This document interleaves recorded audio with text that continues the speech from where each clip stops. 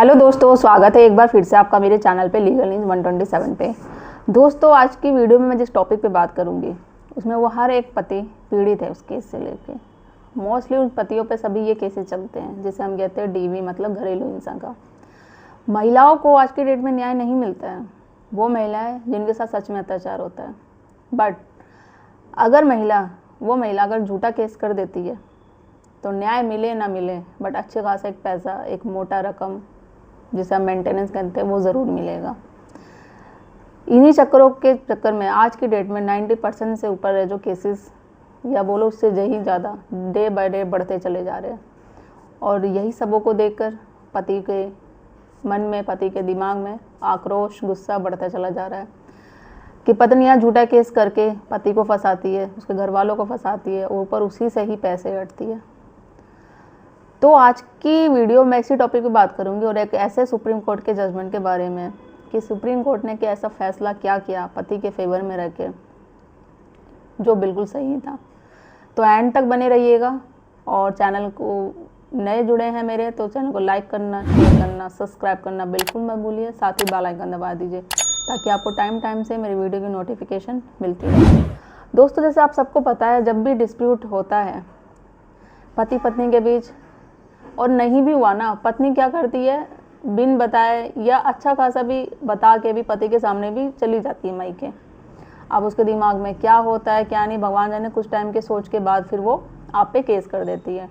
DV का case कर दिया, 498 कर दिया, मेंटेनेंस की डिमांड कर दी। अच्छा खासा गई थी, कुछ ऐसी प्रॉब्लम नहीं थी, फिर भी कर दिया। पति को समझ में ही नहीं आता कि ये हुआ क्या, मैंने तो ऐसा कुछ किया ही नहीं है, घर वालों ने ऐसा कोई कुछ किया ही नहीं। या फिर थोड़ी कहा सुनी सब में ही होती है। देखो, हस्बैंड वाइफ में जहाँ प्यार है थोड़ी नोकझोंक होती रहती है, बट उसको लेके इतना बड़ा रिएक्शन, इतना बड़ा रिएक्ट कि कोर्ट तक पहुँच गई वाइफ।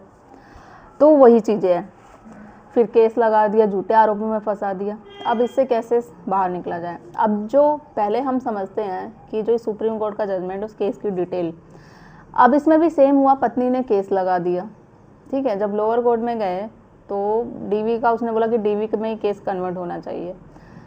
लोअर कोर्ट ने साफ मना कर दिया कि ऐसी कोई बात ही नहीं है कि आपका केस हम डीवी में घरेलू हिंसा में ले। फिर पत्नी चलेगी डिस्ट्रिक्ट कोर्ट के पास। ये जब ये केस पहुंचा तो उन्होंने क्या फैसला किया कि चलो ठीक है, डीवी में तो नहीं होता है केस, कोई बात नहीं, बट पत्नी को मेंटेनेंस मिलना चाहिए। भाई क्यों? क्योंकि वो पत्नी है, उसने किया है मेंटेनेंस केस, तो सच में उसके साथ हुआ होगा। सबूत दे ना दे वो बात की बात है, बस पैसा तो मिलना चाहिए। इसको लगा दिया डिस्ट्रिक्ट कोर्ट ने। और उसका बच्चा भी था, उसने अपने और बच्चे के लिए भी लगाया था। तो पति को बोला गया कि पत्नी को 2500 दिया जाएगा मंथली और बच्चे को 4000 दिया जाएगा।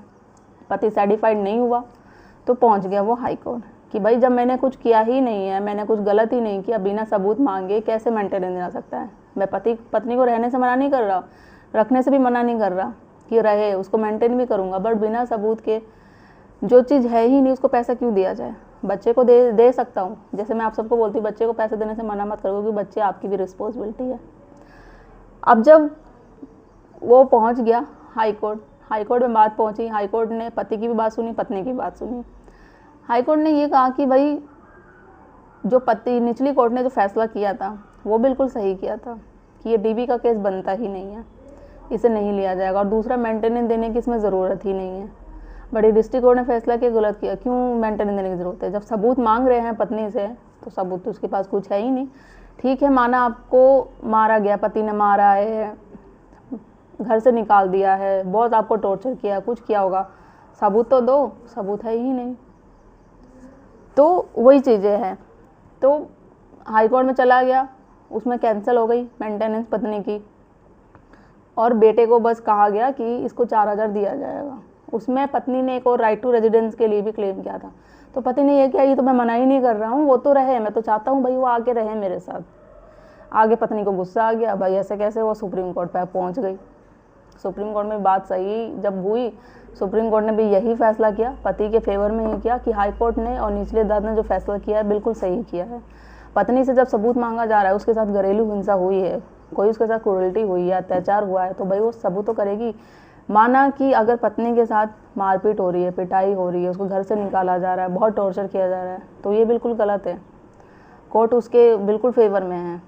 बट जब ऐसा कुछ हो ही नहीं रहा है, वो झूठा केस कर रही है पति को सिर्फ फंसाने के लिए, घर वालों को फंसाने के लिए, तो कोर्ट ऐसा नहीं है कि उसके फेवर में बन जाएगा। क्योंकि आज की डेट में सुप्रीम कोर्ट, हाई कोर्ट सबको पता है कि महिलाएं कानून का दुरुपयोग कर रही है, फ़ायदा उठा रही है, तो इसलिए सबूत मांगा जाता है। पहले ऐसा था कि भैया महिलाओं को ऐसा लगता है कि बस कोर्ट में पहुंच जाओ तो कोर्ट उनके फेवर में ही बात करेगा।